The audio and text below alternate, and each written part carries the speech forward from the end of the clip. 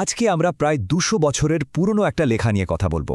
এখন পুরনো লেখা বললেই ভাবার কারণ নেই যে এটা খুব বোরিং কিছু হতে চলেছে।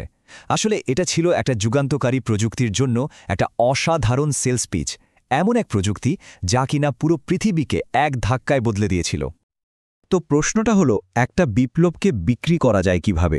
মানে এমন একটা আইডিয়া যা তখনকার মানুষের কাছে মনে হতো যেন একেবারে জাদু। চলুন তো দেখি এই ঐতিহাসিক প্রস্তাবনাটি ঠিক কী ছিল আর কিভাবে কাজ করেছিল। একটু খেয়াল করলেই পার্থক্যটা পরিষ্কার বোঝা যায়। একদিকে মোমবাতি আর তেলের সেই ধোঁয়া ওঠা টিমটিমে আর বিপজ্জনক আলো, আর তার ঠিক পাশেই দেখুন গ্যাসলাইট প্রযুক্তির অবিশ্বাস্য সমাধান, একেবারে ঝকঝকে সাদা, নিরাপদ আর স্থির আলো। পার্থক্যটা তো আকাশ আর পাতালের মতো। আচ্ছা, চলুন তো একটু চোখ বন্ধ করে সেই সময়টায় ফিরে যাই। গ্যাস নাইট আসার আগে জীবনটা ঠিক কেমন ছিল? চারদিকে আবছা আলো, একটা কেমন যেন গন্ধ, আর সবসময় একটা বিপদের ভয়। এই পরিবেশটা বুঝতে পারলে আমরা ধরতে পারব যে পরিবর্তনটা ঠিক কতটা নাটকীয় ছিল। আসলে সমস্যাটা ছিল খুব সাধারণ। তখন তো আর সুইচ টিপলেই আলো জ্বলে উঠত না। আলো ছিল একটা ভৌত জিনিস, একটা বস্তু। মানে এর জন্য সারাক্ষণ সলতে ঠিক করতে হতো, চর্বি বা তেল ভরতে হতো, আর সাথে তো ধোঁয়া আর আগুন লাগার ভয় লেগেই থাকত। তো এই অন্ধকার দুনিয়াতেই আসলো সেই জাদুকরী সমাধানটা, অদৃশ্য আগুনের জাদু। শুধু নামটা শুনলেই বোঝা যায়, তাই না, যে তখনকার মানুষের কাছে এই প্রযুক্তিটা ঠিক কতটা অবিশ্বাস্য আর বিস্ময়কর মনে হয়েছিল। কিন্তু মজার ব্যাপার হলো, এই জাদুর পেছনের প্রযুক্তিটা কিন্তু আসলে বেশ সোজাসাপটা ছিল। এখানে দেখুন, মাত্র কয়েকটা সহজ ধাপ। প্রথমে রিটোর্টে কয়লা গরম করা, তারপর যে গ্যাসটা বের হচ্ছে সেটাকে ধরে ফেলা, একটু পরিষ্কার করে নেওয়া, আর ব্যাস পাইপ দিয়ে সোজা বাতিতে পাঠিয়ে দেওয়া। ব্যাপারটা যতটা জাদুকরী মনে হচ্ছিল, এর পেছনের বিজ্ঞানটা ছিল ততটাই সরল। মূল লেখা থেকে নেওয়া একটা লাইন শুনুন। একটি জ্বলন্ত কাঠির সংস্পর্শে আসা মাত্রই এটি তাৎক্ষণিকভাবে একটি উজ্জ্বল, শব্দহীন, স্থির এবং সুন্দর শিখায় জ্বলে ওঠে। ভাবা যায়? শব্দগুলো খেয়াল করুন। শব্দহীন, স্থির আর সুন্দর। ঠিক এই অনুভূতিটাই তৈরি করেছিল এই নতুন আলো। এটা ছিল এক কথায় ম্যাজিক। ওকে, তো এখন আমরা একেবারে মূল সেলস পিচের ভেতরে ঢুকব। চলুন দেখি সেই সময়ের একজন লেখক কিভাবে একজন সন্দেহান মানুষকে বোঝানোর জন্য তার যুক্তিগুলো একটার পর একটা সাজিয়েছিলেন। মার্কেটিং স্ট্র্যাটেজিটা ঠিক কী ছিল? তো কি বলে বিক্রি করা হচ্ছিল এই গ্যাস লাইট? প্রথমত এর উজ্জ্বলতা, মোমবাতির মতো হলদেটে নয়, একেবারে সুন্দর শুভ্রতা। তারপর হলো কন্ট্রোল, একটা চাবি ঘুরিয়েই শিখা ছোট বড় করা যাচ্ছে। আর সুবিধার কথা তো বলাই বাহুল্য, জলের লাইনের মতো পাইপ দিয়ে সোজা আপনার ঘরে আলো পৌঁছে যাচ্ছে। সাথে তো ছিলই নিখুঁত স্থির শিখা আর পরিষ্কার আলো। মানে বাড়ি হোক বা রাস্তা, সবকিছুর জন্য পারফেক্ট। পুরনো ব্যবস্থার তুলনায় এটা যে একটা বিপ্লব ছিল তা নিয়ে কোনো সন্দেহই নেই। কিন্তু যে কোনো নতুন প্রযুক্তির মতোই এখানেও একটা বড় কিন্তু ছিল। মানুষের মনে ভয় ঢুকে গেল। সবার প্রশ্ন, এটা কি স্বাস্থ্যের জন্য নিরাপদ? এই যে নতুন একটা গ্যাস জ্বলছে, এর ধোঁয়া নিঃশ্বাসের সাথে গেলে কোনো ক্ষতি হবে না তো? এটা ছিল সবচেয়ে বড় একটা বাধা। আর এখানেই লেখক একটা দারুণ চাল চাললেন। তিনি আবেগের বদলে ডেটা নিয়ে আসলেন। এই চার্টটা দেখুন। তিনি একেবারে বিজ্ঞান দিয়ে প্রমাণ করে দিলেন যে গ্যাস লাইট আসলে মোমবাতি বা তেলের ল্যাম্পের চেয়েও বেশি পরিষ্কার। অবিশ্বাস্য হলেও সত্যি, এটা সবচেয়ে কম কার্বনিক অ্যাসিড তৈরি করত। মানে যা নিয়ে ভয় করা হচ্ছিল, বাস্তবে ঠিক তার উল্টোটা সত্যি ছিল।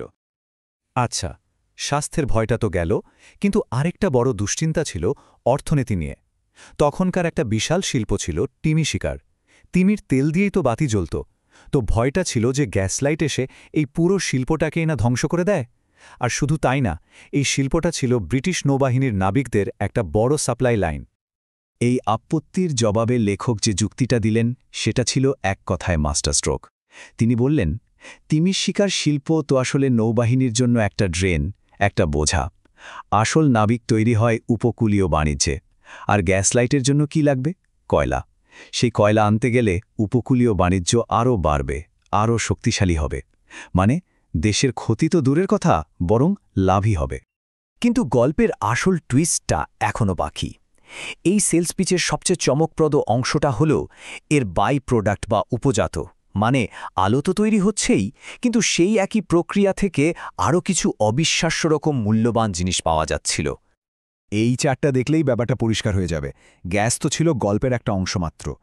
এক চলড্রন কয়লা থেকে গ্যাস ছাড়াও পাওয়া যেত আরও বেশি পরিমাণে কোক, প্রায় 180 পাউন্ড আলকাতরা আর 240 পাউন্ড অ্যামোনিয়াকাল লিকার। এই উপজাতগুলো নিজেরাই এতটাই দামি ছিল যে পুরো ব্যবসাটা সাংঘাতিক লাভজনক একটা মডেলে পরিণত হয়েছিল। একবার ভাবুন তো, যেটাকে ওয়েস্ট প্রোডাক্ট বা বর্জ্য বলে মনে করা হচ্ছিল, সেই কোক সেটাই হয়ে উঠল কয়লার চেয়েও ভালো একটা জ্বালানি। আর এটার প্রভাব কি হলো? অন্য সব শিল্পে একটা ছোটখাটো বিপ্লব ঘটে গেল। চুন পোড়ানো, ইট বানানো, সবকিছুর খরচ অর্ধেকেরও বেশি কমে গেল। মানে একটা প্রযুক্তি কিভাবে আরও 10টা শিল্পকে টেনে তুলতে পারে, এটা তার একটা অসাধারণ উদাহরণ। তো আমরা প্রযুক্তির কথা বললাম, অর্থনীতির কথা বললাম, এবার চলুন দেখি এই পুরো রূপান্তরটার স্কেলটা ঠিক কতটা বড় ছিল, আর ভবিষ্যতের জন্য লেখকের ভিশন বা স্বপ্নটা কী ছিল। স্কেলের কথা বলছিলাম, তাই না? শুনলে অবাক হতে হয়। এই লেখাটা যখন প্রকাশিত হয় তার মধ্যেই লন্ডনের রাস্তায় 15 মাইল লম্বা গ্যাসের পাইপলাইন বসানো হয়ে গেছে। 15 মাইল! এটা কোনো ছোটখাটো পরীক্ষামূলক প্রজেক্ট ছিল না, এটা পুরো দমে চলছিল।